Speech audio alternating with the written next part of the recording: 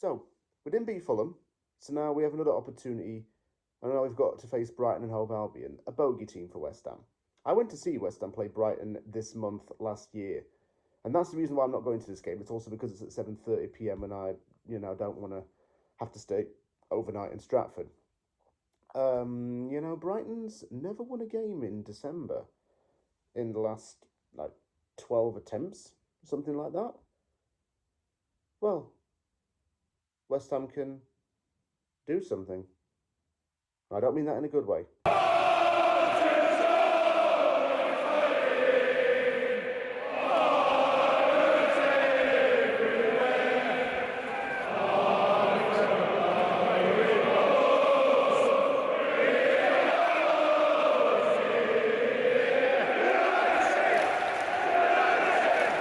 Following that really bad defeat to Fulham, we've now got to play Brighton, and that's not even going to be easy as well.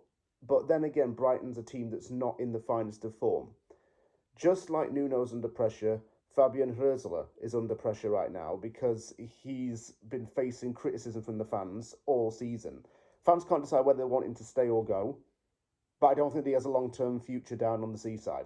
Put it that way, being by the seaside is something he might not like come the end of the season. He might be jobless. Brighton, however, do have everything that West Ham don't. I think every club in the whole Premier League pretty much has something West Ham don't. They're pretty much all well run, and I'm jealous of them. Brighton's form has not been great of late. In their last 5 games, they have lost 3 and drawn 2. The club is 13th in the league at the time of recording. It is kind of struggling right now. From those results, one of those was a 1-1 draw against West Ham in which they scored in the last minute. That was a brutal loss, of points. And the last game was a 2-1 defeat to Arsenal at the Emirates Stadium. They've been winless for the whole of December. But then again, what's West Ham going to do? Something hilarious. Do you know who really has impressed me for them? Danny Welbeck. Should he be getting some consideration to go on the plane to the World Cup? Maybe. He's got 7 goals in all competitions this season. He's definitely a good player. Jorginho Rutter is not a bad player as well. He's a decent winger. Brian Gruder has certainly found himself in the midfield and found his feet. Lewis Dunk's been at the club for a long time. I always say him, but I'll reiterate that. Diego Gomez has 8 goals in 19 games in all competitions this season. He was signed from Inter Miami. He's done very well for the Seagulls.